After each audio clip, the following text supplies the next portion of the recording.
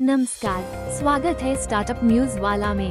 मैं हूं विति और आज हम आपको लेकर चलेंगे Razorpay FTX 2025 इवेंट में, जहां भारत के स्टार्टअप इकोसिस्टम पर अहम चर्चा हुई। मिडवाई स्टार्टअप हब के सीईओ पन्नीरसेल्वम मदनागोपाल ने कहा कि सिर्फ फंडिंग नहीं, बल्कि सरकार का समर्थन, डीप टेक निवेश और समावेशी नवाचार भी स्टार्टअप्स के लिए जरूरी हैं।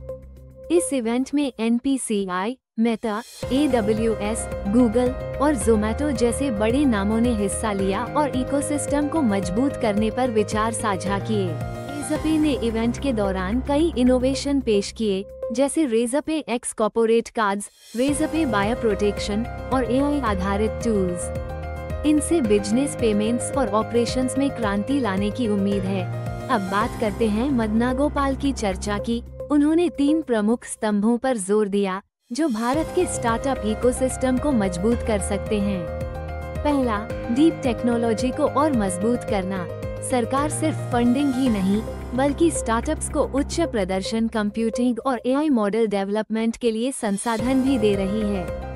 मदनागोपाल ने बताया कि भारत में 1000 जोड़ GPUs स्टार्टअप्स को सपोर्ट के लिए उपलब्ध कराए जा रहे हैं और यह समर्थन लंबे समय तक जारी रहेगा, चाहे रिसर्च को 10 साल भी लग जाए। दूसरा, टियर 2 और 3 शहरों में स्टार्टअप्स का विस्तार।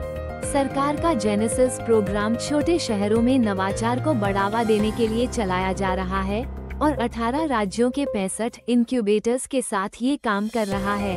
मदनागोपाल ने कहा, असली अवसर छोटे शहरों में हैं, जहां स्टार्टअप स्थानीय समस्याओं को हल कर सकते हैं।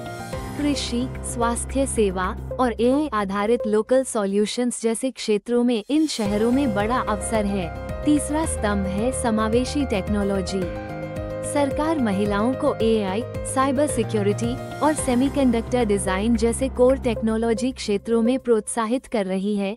साथ ही बुजुर्गों के लिए असिस्टिव टेक्नोलॉजी पर भी विशेष ध्यान दिया जा रहा है। Razorpay FTX 2025 का मुख्य संदेश ये है कि भारत का स्टार्टअप इकोसिस्टम एक बड़े बदलाव के दौर से गुजर रहा है। लेकिन सिर्फ फंडिंग से यह सफर पूरा नहीं होगा। असली काम उन संस्थापकों पर है जो वास्तविक समस्याओं का समाधान करेंगे और जिम्मेदारी से अपने व्यवसायों को आगे बढ़ाएंगे। सरकार का समर्थन, डीप टेक निवेश और मेट्रो शहरों से बाहर के क्षेत्रों का विकास, ये सब मिलकर अगले दशक में भारत को वैश्विक इनोवेशन के नक्शे पर सबसे आगे ला सकते हैं। आज की स्टार्टअप न्यूज वाला की खबर यहीं समाप्त होती है। अगर आपको हमारा कंटेंट पसंद आया हो तो सब्सक्राइब करें, बेल आइकन दबाएं और जुड़े रहें हमारे साथ सभी लेटेस्ट स्टार्टअप न्यूज के लिए।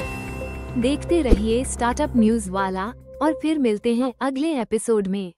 धन्यवाद।